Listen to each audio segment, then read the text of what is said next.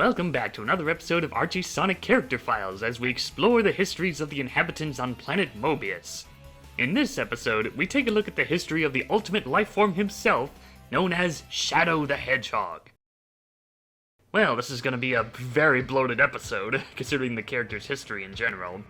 But hey, 2024 had that whole year of Shadow thing with Shadow Generations and his big debut in the movie Sonic universe, so I figured it was a good time to finally talk about his Archie Sonic counterpart.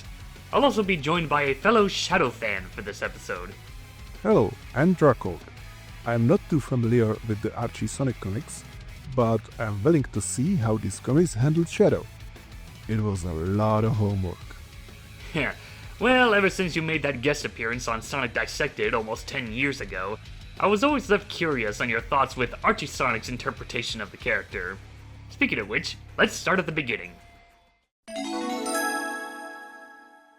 Shadow's origins in the Archie Sonic universe start off as you would expect. A project that was created by Gerald Robotnik on the space colony Ark, in the hopes of finding a cure for NIDS that his granddaughter Maria had been diagnosed with.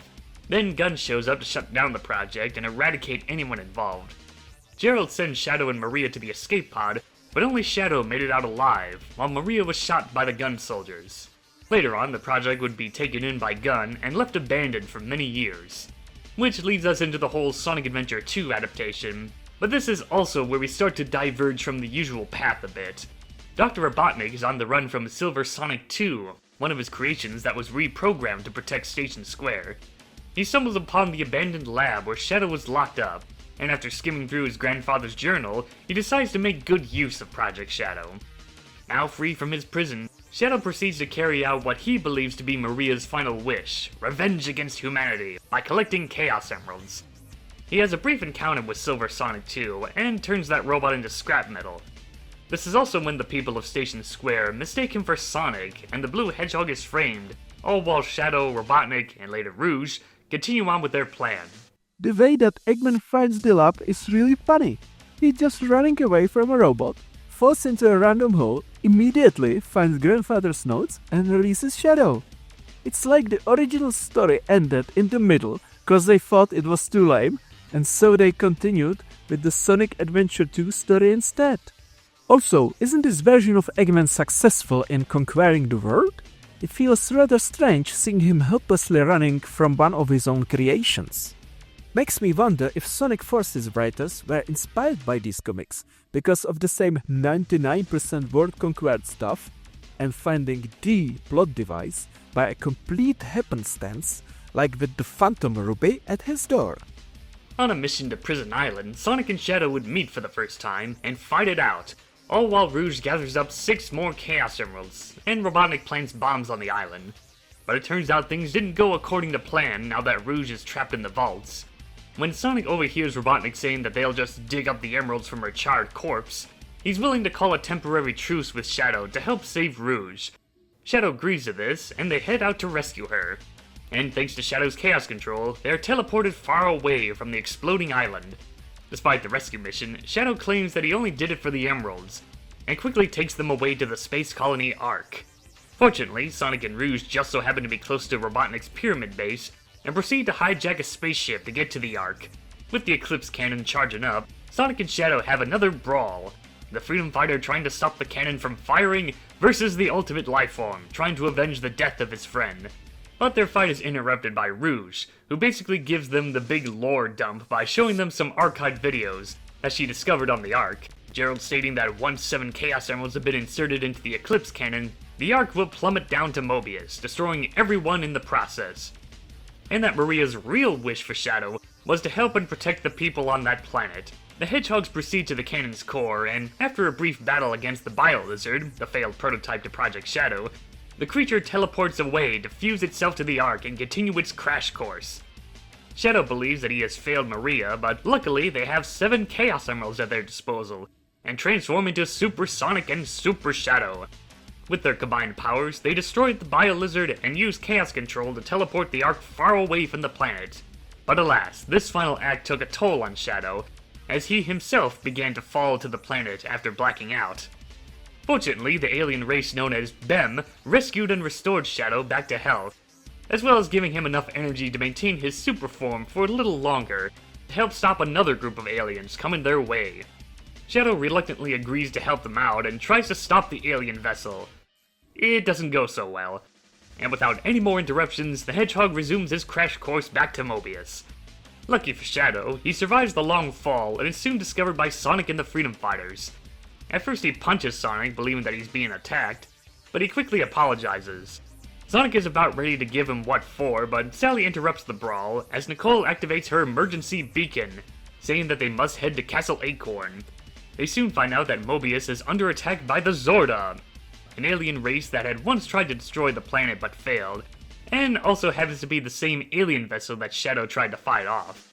Now they're back to try and finish the job. Sticking to Maria's promise, Shadow joins forces with many heroes and villains to stop a greater threat. Eventually they win the battle, but at the cost of losing Sonic. Well, at least for a year. After the Zodar War, Shadow was MIA for a time. He would later show up in an attempt to try and murder Dr. Robotnik, but those plans ended up going nowhere. Later on, he would begin to obsess over Hope Kintobor, a descendant of the Robotnik family, as he believes that she was actually Maria, somehow still alive and going under a new name. The obsessing would be cut short when Knuckles' father, Locke, teleports him away and throws him into a glass container. He believes that Shadow's strange power could be of use to help him find the missing Brotherhood of Guardians. Shadow doesn't like this, so he breaks free and fights it out against the Echidna Guardian. Hope, who is caught up in the teleportation, runs in to stop the madness and criticizes Shadow's actions. Now knowing that she really isn't Maria, Shadow runs away in frustration. Shadow considers a random stranger to be a potential enemy from the get-go, even before said stranger does anything aggressive. That seems to be the pattern with these comics so far. It feels like they are trying to put different characters into situations where they need to fight each other for no reason. And then there is the scene where Shadow says, I don't need any friends. Feels like it's giving Pontac and Graf a run for their money. During this time, Shadow was looking for answers about his past, having no idea of who he was exactly. His first stop would be at an abandoned facility, where he awakens a robot named Isaac. While not a creation of Gerald, Shadow decides to stick with him to find answers to his past, due to Isaac's vast knowledge of Mobius' history. Those plans would be interrupted by Sonic the Hedgehog when he and the Freedom Fighters explored the abandoned facility. Things got even more hectic once Metal Sonic joined the fight, and on top of all that, they stumble upon a room where a missile is about ready to launch. With Metal Sonic defeated and Isaac disappearing, Sonic calls a time out on the fight, saying that they need to deactivate the missile and find an exit, and they do just that. While Sonic ends up with a bruised ankle, Shadow throws him over to the aircraft that the Freedom Fighters have traveled in, all while Shadow makes his own exit. The way they made Shadow fight Sonic is so hilarious. It's like when two gangsters bump into each other on the street and begin to fight cause they both go like, "What you looking at?" And then Sonic disengages, but Shadow still wants to fight as he thinks that's all that matters. And even when Sonic asks Shadow why he wants to fight him, he's so like, "I don't know, I just sense that you are an enemy." Does Shadow have some kind of spider sense going on? As he continues to find closure to his past, he would come across another abandoned building, this time featuring a recorded message of Gerald, as well as a rebuilt Metal Sonic, in which they begin to fight. After a brawl and an explosion, they're both knocked out and taken away by Robotnik's daughter, Mecha. Shadow would quickly recover from the fight, and would once again try to attack Robotnik. But he quickly stands down when Robotnik reveals that Gerald is his grandfather. Shadow decides to form an alliance with Robotnik, with the Doctor promising that maybe one day they'll find closure to his past. When Shadow hears that the Metal Sonic troopers are attacking Knothole, he quickly runs off to find Hope. They may have started off on the wrong foot, but Shadow is determined to not repeat the same mistake. And of course he once again gets into a tussle with Sonic. Fortunately, the fight is cut short when Rosie reminds them that Hope has been injured during the invasion. So the two hedgehogs run off to find medical help. This is when Shadow's powers begin to reawaken, as he uses Chaos Control to teleport them to Castle Acorn and easily deactivate the remaining Metal Sonic troopers. Even though Shadow claims that he needs a Chaos Emerald to activate Chaos Control, Knuckles suggests that perhaps he was channeling the power within the Chaos Force. Even so, Shadow heads out again. Despite now working for Robotnik, he was at least nice enough to help out in defeating Bean the Dynamite when he and Bart crashed Sonic's birthday party, as well as taking down Croctobot. Plus, he wanted to thank Sonic for saving Hope during the attack of the Metal Sonic Troopers. So apparently, this is when Ian Flynn started to write for these comics. Shadow now serves Eggman, but never does anything for Eggman. In fact, he spends most, if not all of this time, working against Eggman. Such a wasted opportunity for this storyline of having Shadow and Eggman be on the same side. But I suppose this kind of storyline got neglected in the games as well. In Sonic Heroes, it was only teased, and in Shadow's game, Eggman put no effort into manipulating Shadow. Sometime later, Shadow would end up becoming a living battery for the plans created by Robotnik's son, Adam. By triggering his Super Shadow form, and Tails' Turbo Tails form, Adam plans on gathering up every last Chaos Emerald from Mobius and beyond. Fortunately, Robotnik was able to free them, while a fully charged Adam was distracted in fighting off Super Sonic. With their combined powers, Shadow uses Chaos Control to open a portal to the Zone of Silence, while Tails uses his powers to send all of the Chaos Emeralds there and fulfill the prophecy of the Great Harmony. After Adam's defeat and things starting to quiet down, Shadow would end his alliance with Robotnik when he discovers that he's been keeping Gerald Robotnik's diary a secret from him. Outraged by this, he demands to know the location of the diary. While Robotnik refuses to tell him, Snively spills the beans, saying that it's kept in Robotnik's private study, and the Hedgehog heads out to find it. But not before yanking out Snively's hair for wasting his time. Now Shadow is finally a step closer to figure out who he is and what he was meant to do. Knowing that it's not safe in New Megaopolis, he heads out to find Sonic and Tails while being on the run from Snively.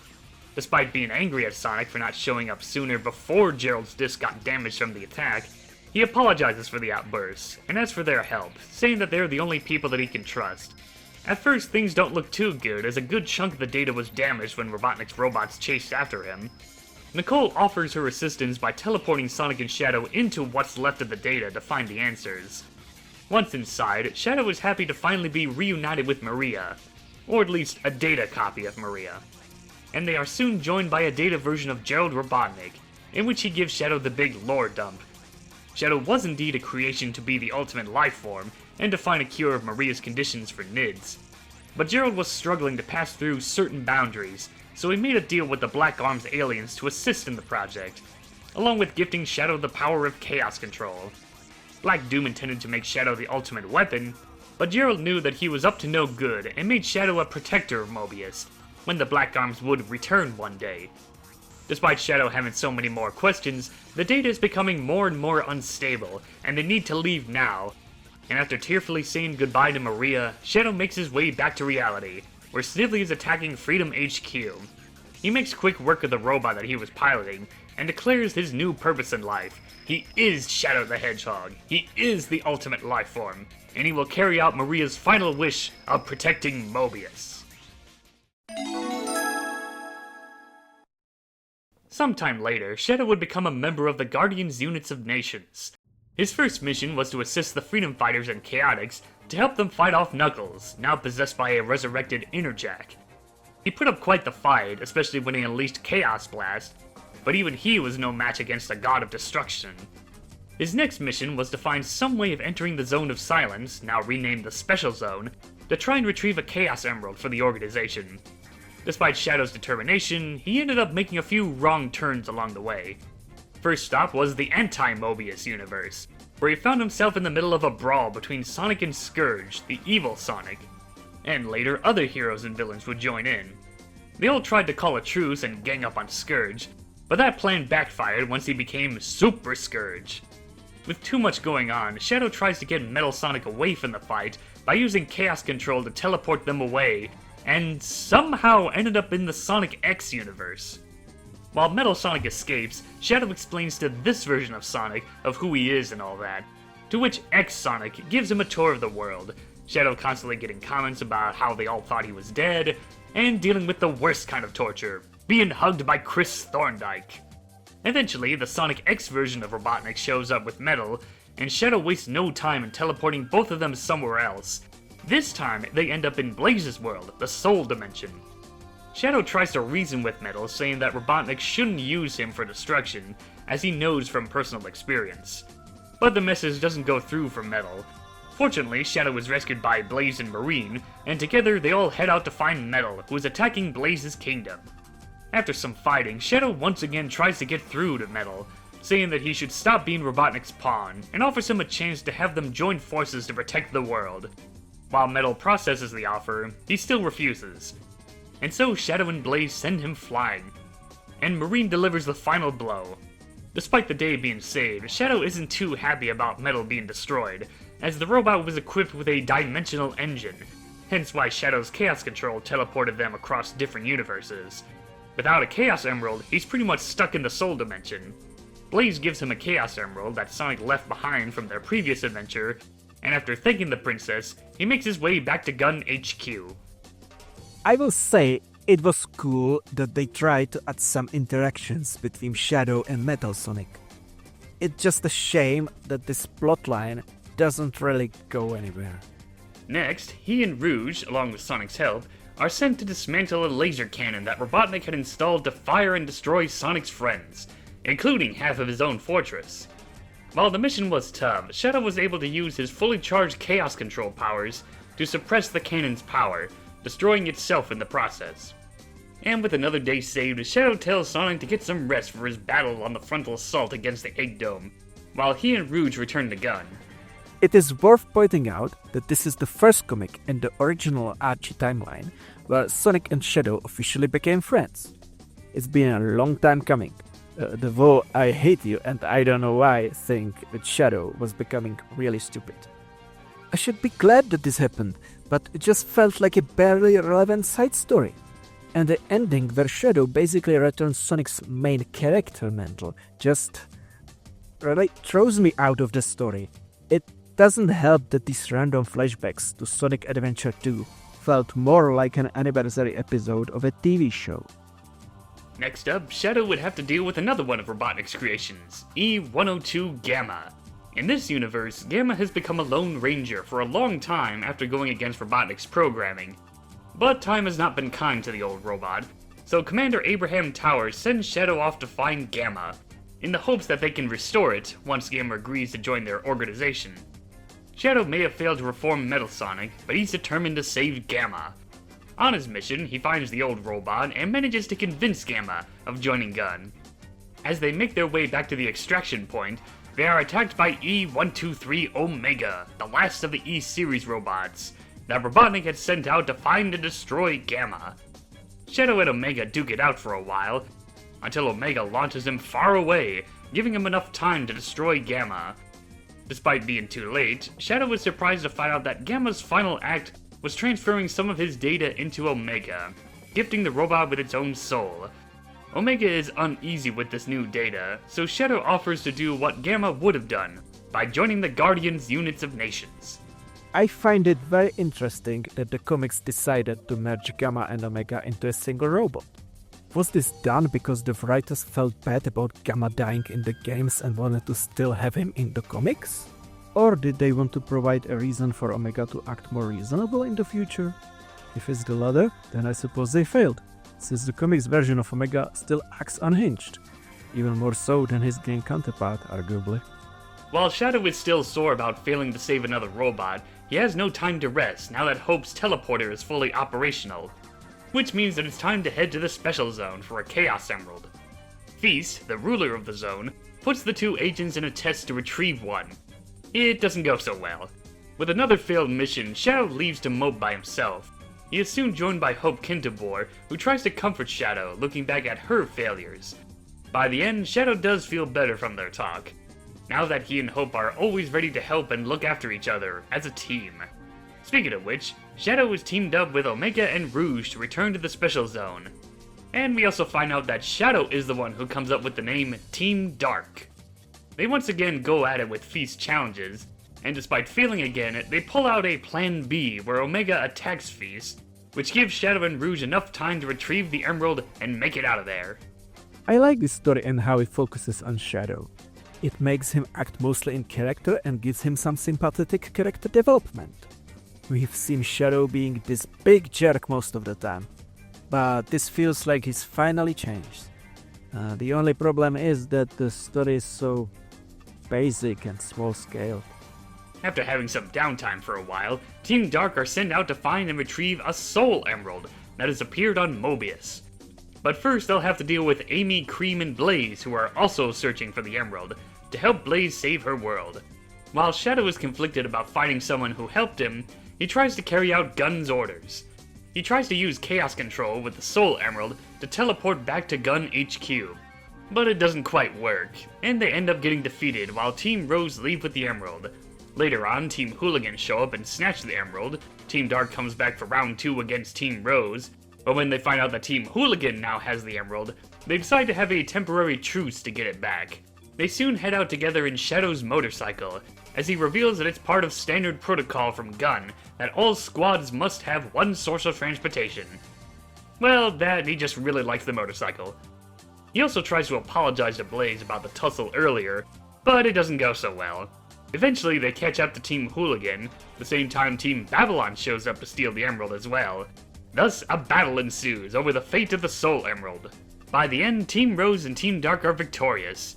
Rouge demands the Emerald, but Shadow decides to go against his mission, and tells her to drop it, saying that G.U.N owes them a favor in helping them get their first Chaos Emerald. Rouge doesn't take this very well, but she's persuaded when Shadow and Omega threaten her, and despite not getting the Soul Emerald, Shadow remarks that Rouge will just make up some excuse to the commander on why they failed on their mission. Rouge is weirdly written in these comics, from what I've been able to read. Like, she's written to be more antagonistic to Shadow compared to any other version of her. Anyway, we have a moral dilemma in this story. I will agree that Shadow would eventually arrive at the conclusion that taking the Soul Emerald away from Blaze is wrong, and the resolution makes sense.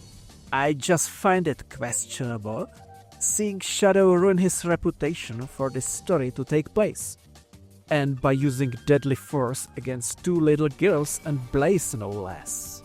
Blaze was even on Shadow's side during the Metal Sonic incident, so she and Shadow would have started on friendly terms.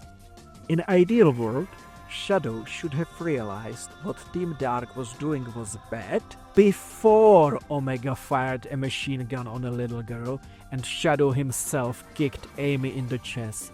Pages like this are really hard to look at. But well, you can argue that if Shadow realized he will not want to fulfill G.U.N orders sooner, there would be no conflict with Amy's team. And this conflict makes up majority of these issues. But still, it should have been better. It's like the story was designed from the ending at first, and then when they actually started writing the beginning, they forgot to check if it all makes sense. I have a lot to say about how Archie Comics handled G.U.N and their whole Chaos Emerald quest that doesn't go anywhere. But since this is a Shadow video, all I will say is that I think Shadow's character should be fundamentally averse to taking orders. And now we have the first Sonic and Mega Man crossover, Worlds Collide, where Dr. Robotnik and Dr. Wily join forces to do away with their most hated enemies. They send out Bass and Metal Sonic to capture Sonic's friends, Shadow included, and turn them into roboticized masters to serve them. He would be seen in action a couple of times, from stealing a Chaos Emerald, join the other roboticized masters to stop Sonic and Mega Man, and later teams up with Wily's Shadow Man to try and stop the dynamic blue duo. Eventually, Mega Man restores Shadow back to normal, and later joins the rest of the heroes at Skull Egg Zone to fight off an army of robot masters. Plus, he also manages to save Dr. Light from falling to his death after Robotnik tossed him off of the Wily Egg Fortress. Even so, he could not do the same for his own world, as Robotnik and Wily unleashed the Super Genesis Wave. Super Sonic tried to restore their home planet with Chaos Control, but thanks to Robotnik's meddling, the plan was a bust, and the old timeline ceased to exist. Well, that's a bummer, and mind-blowing too. The old timeline ends in a crossover issue. That's like if the MCU ended after an event that was only featured in Marvel vs. Capcom. Since the post-Super Genesis Wave timeline relies heavily on what's already been established in the games, Here's the quick rundown for Shadow's past. He was created by Gerald and the Black Arms to be the ultimate life form. G.U.N shuts it down. Shadow was awakened by Robotnik and plans to avenge Maria's death. Later learns that Maria wanted Shadow to protect the world and ends up sacrificing himself. He would later be found by Robotnik and stored in a hidden base to recover, only to be awakened by Rouge, now having no memory of his past. Team Dark is created, Shadow encounters Black Doom and destroys him, as well as getting his memories back, joins G.U.N, later has adventures involving Emerald and the Interstellar Amusement Park, gets caught up in Robotnik's time travel adventure, and then gets captured and rescued during Worlds Collide. Which now brings us to the present time, where Shadow, Team Dark, and some G.U.N soldiers are sent out on a mission to stop the Black Arms from making their return to Mobius. Shadow scouts ahead and encounters some Black Arms creatures, including Eclipse the Darkling, one of the newest additions, who is designed to rival against Shadow, and considered as brothers in a way. They put up a good fight until Eclipse tries tapping into Shadow's mind, explaining his dying race and trying to get Shadow to join them. But Shadow refuses, still remaining true to his promise to Maria of protecting the planet. Even so, Black Death, the new leader of the Black Arms, put an end to this and uses his power to manipulate Shadow.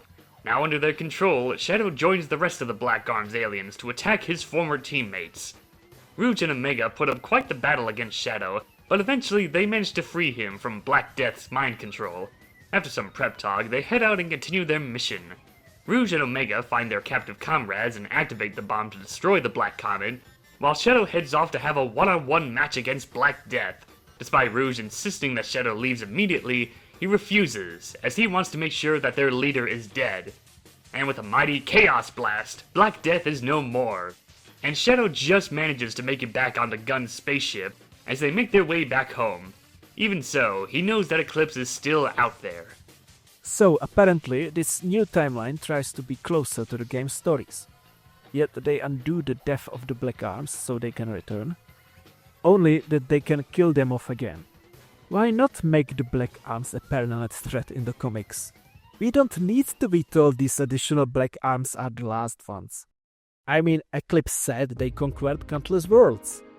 Would they all just leave these worlds and relocate on a new black comet, including all Larvas and X, so they could be blown off using one bomb? Is it just to raise the stakes? That's strange, since it raises stakes for the Black Arms, not for the readers, who would likely root for the heroes. It's an annoying trope to resurrect the big bad for a new storyline, only to kill it immediately again in an underwhelming way. I've seen it done in other sci-fi franchises like Halo, or more infamously Star Wars. Rambling aside, I do like Eclipse the Darkling, and I like the concepts they introduce in Shadow's story. It poses the question of belonging, and covers both his unfortunate past and identity. Eclipse is created and raised to rival Shadow, yet in a few key moments, he shows to genuinely care about Shadow for being family. I do like the scene where Shadow asks Omega how he feels about killing Eggman's robots, despite being one himself. It gives us character moments for both, and it delves into an issue I've always wondered about Shadow. Why would Shadow hate the Black Arms so much that it gets to the point where he wants to eradicate their species? Yes, they want to conquer the Earth, but I think Black Doom had a point in some way. Shadow is one of them, and he is being rejected by humans most of the time. Dedicating his life to killing off his own species and protect people who most likely don't see him in a good way, it brings a lot of questions regarding loyalty, especially for the Black Arms. Yes, they are likely very evil with Black Doom, but without a leader, it could be argued that they have little to no evil motivation on their own. So Shadow wanting to kill them all could be seen as extreme, like an unhealthy way of coping with his own origin and trying to overcorrect regarding the guilt over his past. The only thing I didn't like was how Abraham Tower saw Shadow as liability and instructs Rouge and Omega privately that if he steps out of line and joins the Black Arms, they will need to kill him.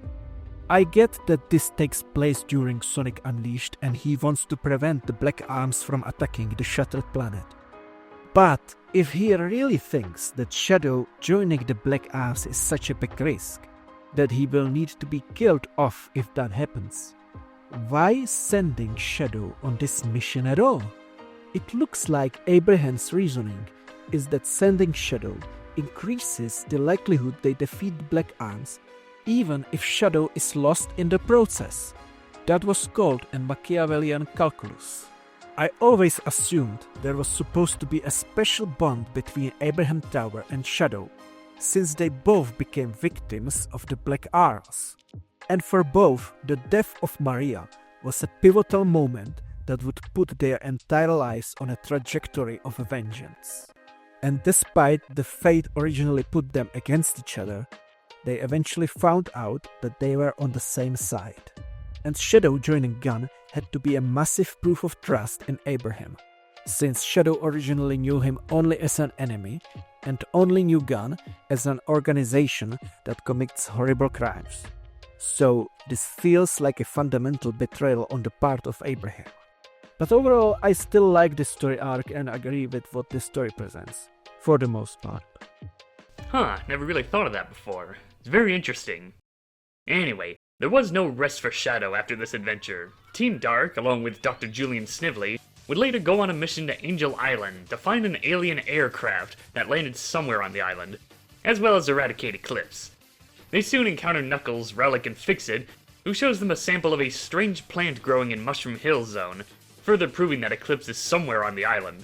Rouge then decides to split the team up by having Omega, Knuckles, and herself search the island, while Shadow and the others stay behind to watch over the Master Emerald.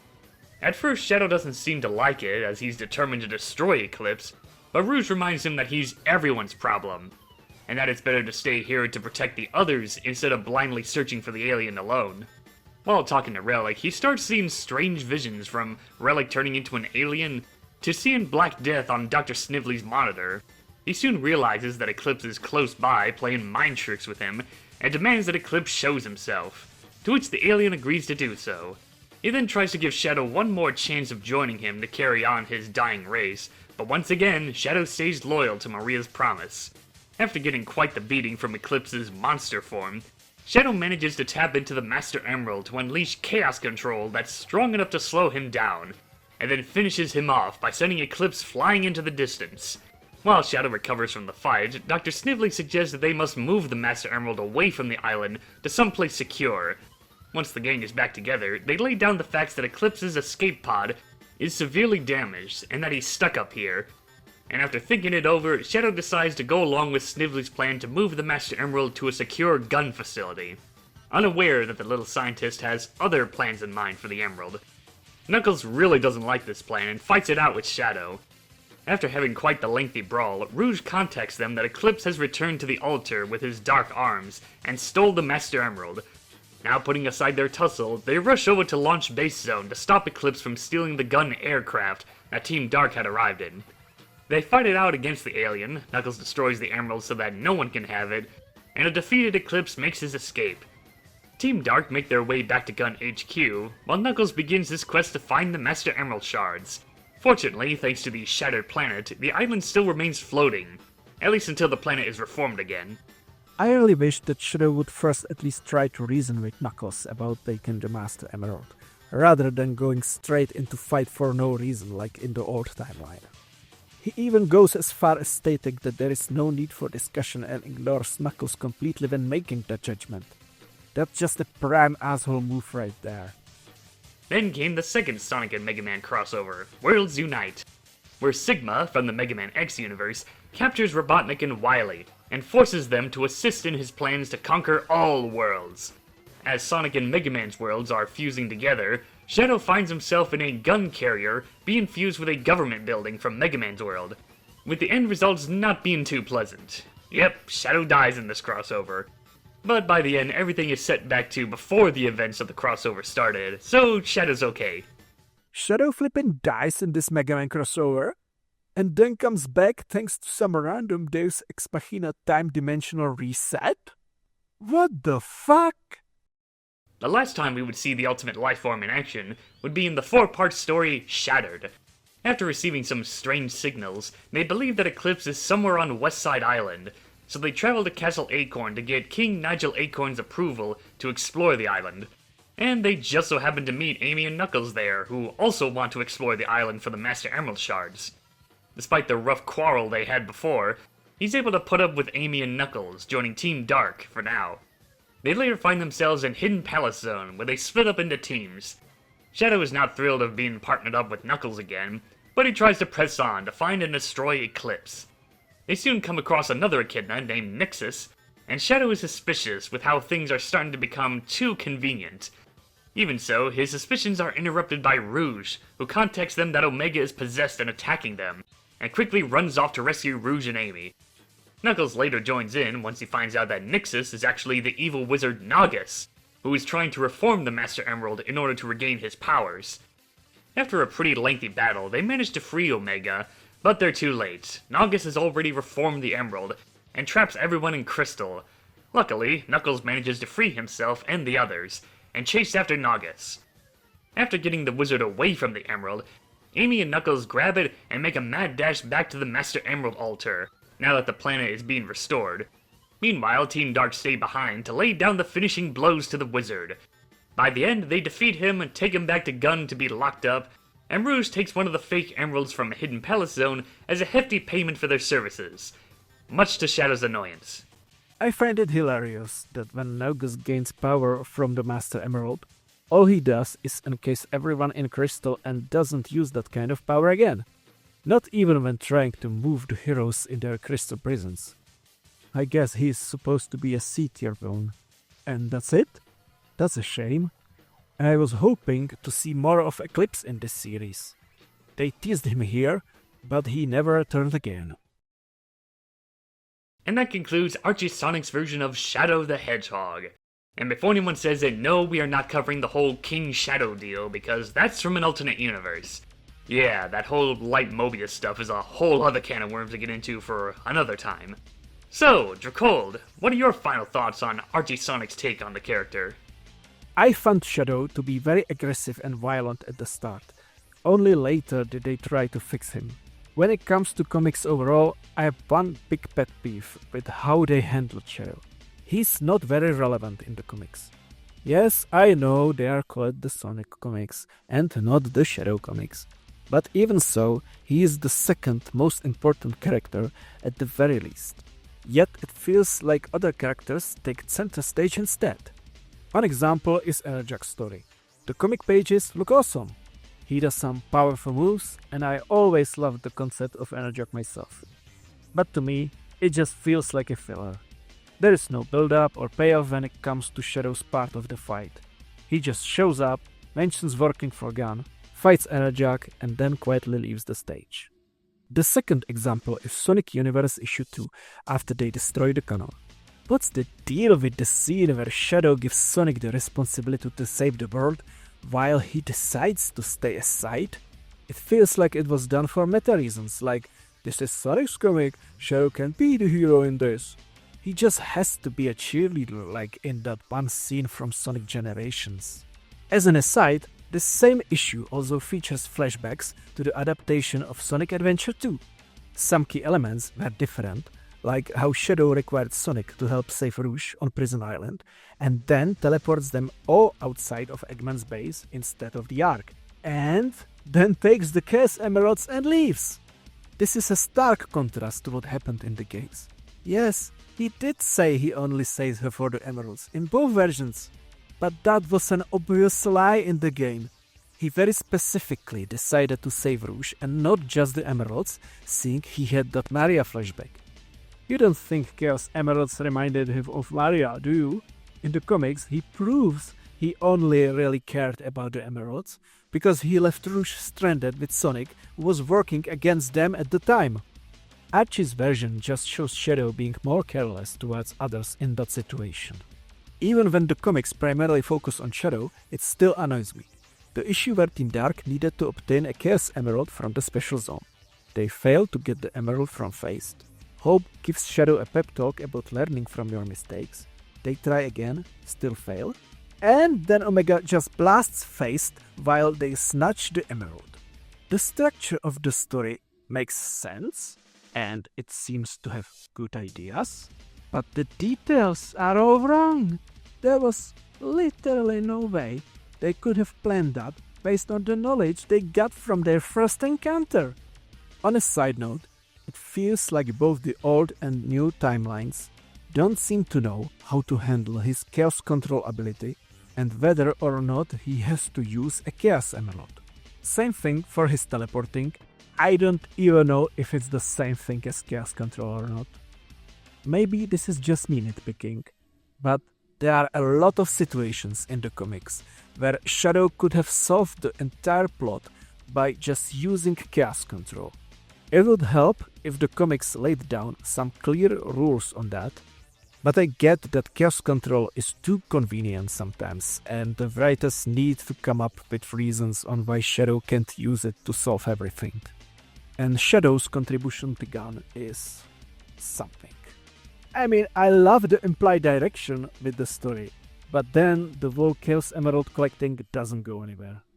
Although I did like what the new timeline gave Shadow in that Black Arms story. Ah, very nice. I find Archie Sonic's take on Shadow to be very interesting. I imagine they didn't have much to work off of for Shadow at first, with Sega most likely keeping details about Sonic Adventure 2 away from them. Probably explains why they ended that story with that whole "wanna know what happens next? Play the game and see for yourself" gimmick. Granted, we would have a proper conclusion to the story, but that wouldn't happen until 8 years later. And it boils down to just the Sonic, Shadow, and Rouge show, because those were the only active characters. During that time, Amy was away with her cousin Robbo the Hedge, Knuckles was going through his Chaos Knuckles phase, and Tails was knocked out for a while after a failed attempt to fight said Chaos Knuckles. Gotta give Ian Flynn credit for finishing this adaptation that avoids major plot holes in Archie Sonic's old timeline. I imagine most writers would have just wrote it off as, yeah, it's just like the game word for word, not realizing that that mindset would only end up creating a lot of contradictions. Oh yeah, we should probably point out some weird details about his design in his early appearances. Mainly the yellow chest fur, which is really strange because in his introduction it looks just fine, but now suddenly it went from white to yellow? Who did this coloring? Oh, Jason Jetson. Guess that explains it.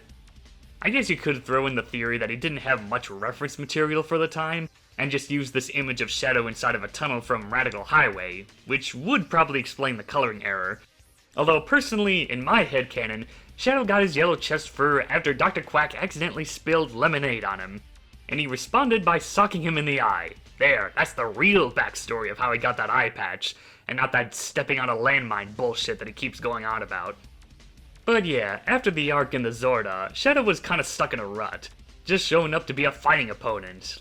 Like it's his daily routine to pick a fight at some random bar. Probably explains why I found The Good, the Bad, and the Unknown to be one of the more forgettable stories. I heard Ken Penders had some interest in doing more with Shadow, and it felt like he was going somewhere with Shadow joining Robotnik, but I guess that whole idea ended up getting thrown out the window when Ian Flynn joined the Archie Sonic staff. But man, Flynn did a pretty good job with Shadow for the most part in Archie Sonic. I'd argue this to be the definitive Shadow, and that's always frustrated me when seeing Flynn write Shadow completely different in IDW Sonic. I know he can do better for Shadow than how he's been treated in the games for a while, if only Sega wasn't such a stingy twat about the character. Even so, I know Archie Shadow isn't perfect, as there are some odd choices, like the previously mentioned Eggman Alliance, the fact on how Shadow uses his Chaos Control is all over the place, or the fact that it's never explained how Shadow knew about Robotnik keeping Gerald's diary away from him. But hey, at least we got this scene where Shadow has the chance to properly say goodbye to Maria. I don't care what people say, this is good stuff. Of course Shadow would join G.U.N as you might expect, but the way they handle it is so baffling. You'd think that Archie Sonic would be the perfect choice to give us a story where we see how Shadow joined G.U.N, his conversations with Commander Tower, and ending with them finding some common ground to trust each other. But no! All of that happens off screen, so the next time we see Shadow, he's just all like, "Hey Sonic, I work for G.U.N now." It's like Archie Sonic was predicting the future with how more recent games started to rely on the whole tell-don't-show method of storytelling. And then there's the whole deal about him crossing over to the Sonic X universe, which sounds cool on paper, but that's about it. I suppose it's fine from a Sonic X perspective, given the fact that issue 40 was the last issue in the Sonic X comics. But from an Archie Sonic perspective, yeah, this story is nothing but filler. Yeah, my exact words about my expectation that the comics would show how Shadow joined G.U.N. That was a perfect opportunity. They wouldn't do this in games because something like this would likely be a quite slow cutscene with no introduction to action levels, no present danger anywhere. It would be difficult to tie it to the narrative of a new game. Needless to say, it would have to be situated after Shadow the Hedgehog 2005 and before Sonic 2006 and other titles. And excluding Sonic X Shadow Generations, Sega never made new games with their stories situated in between already released titles. In comics, it would make a perfect sense. But no, they just faced that opportunity.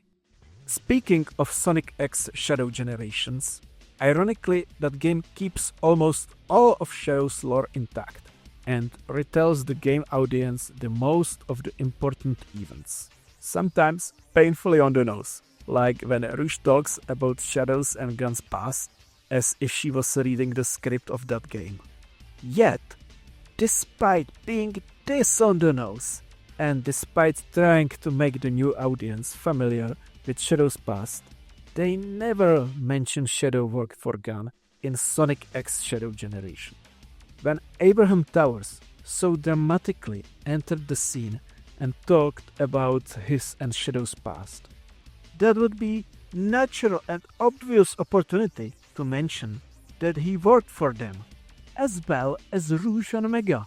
Apparently, they don't work for G.U.N anymore either.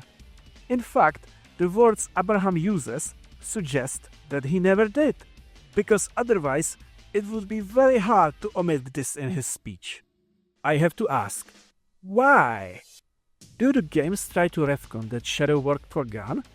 I mean, I think Shadow would be averse to taking orders, but as I said, I always believed that Shadow developed friendship with or respect for Towers, and that, along with Rouge, became the gateway for him becoming G.U.N agent.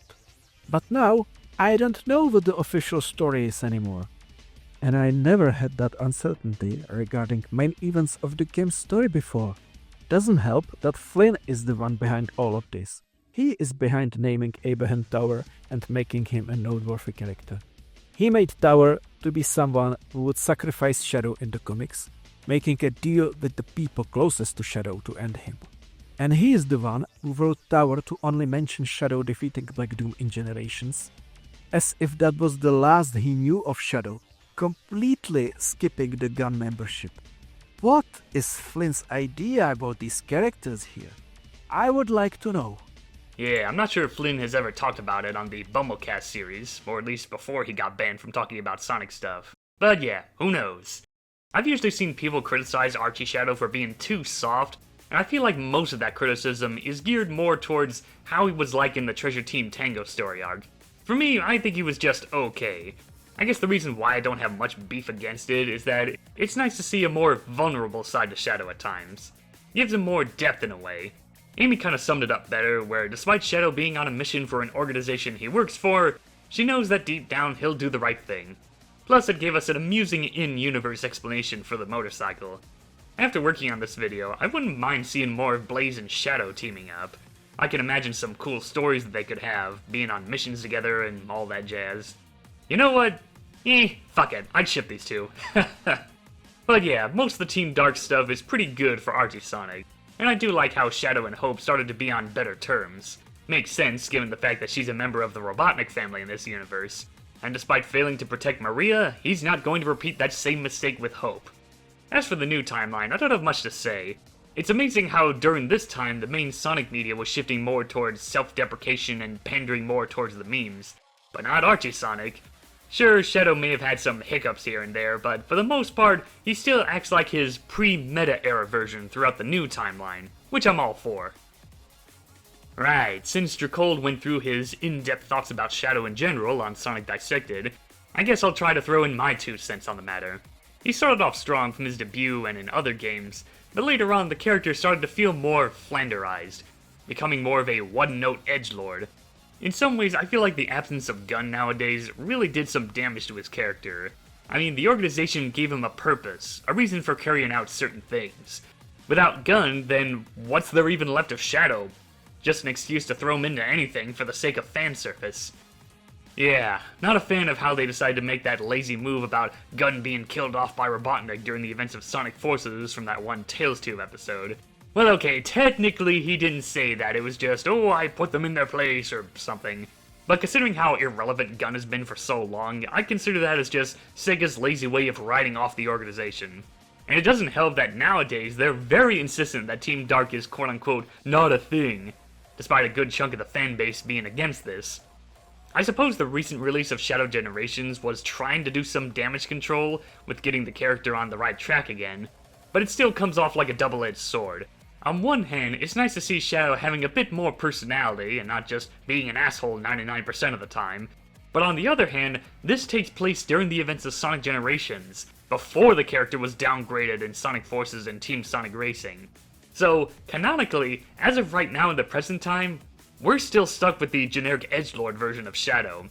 This fix to Shadow's personality basically backfired. Shadow promised to Maria he will no longer be this angry, but canonically in the following games, he's the angriest that he's ever been.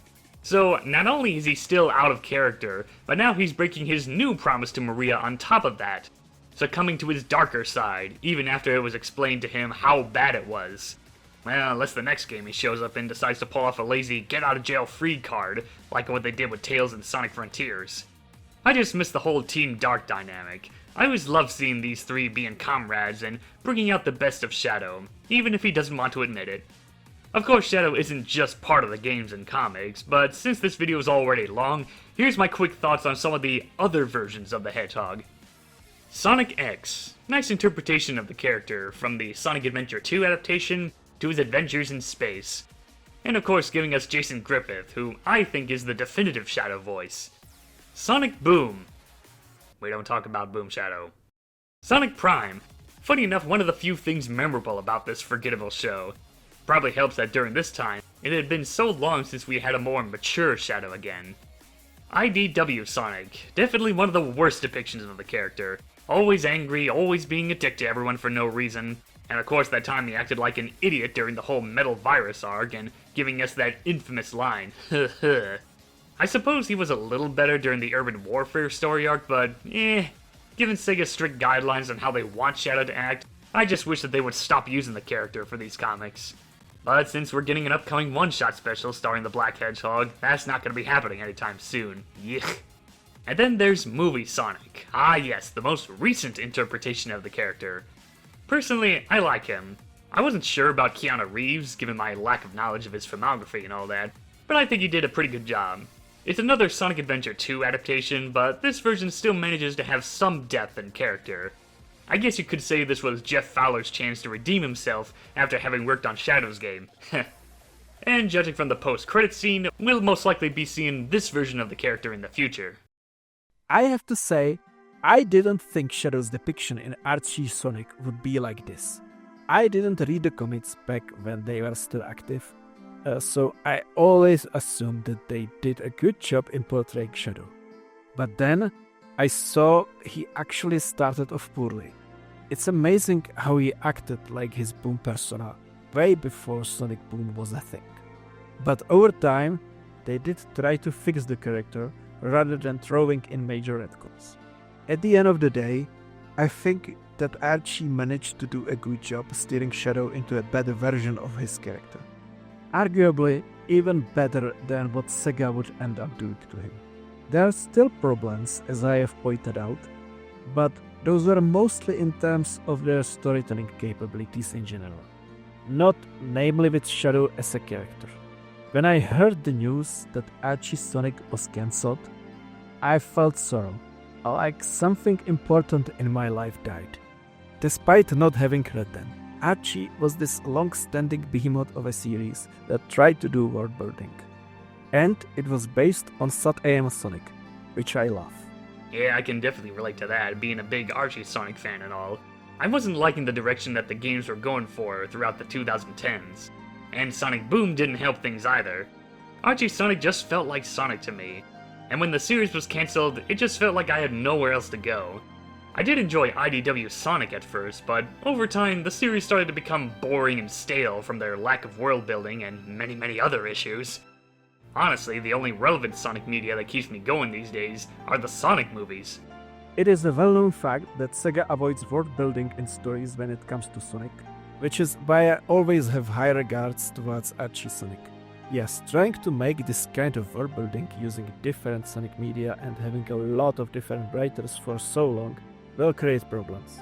But I always thought that it was net positive, and it was better when compared to throwing continuity away altogether. I still feel nostalgia for Archie Sonic.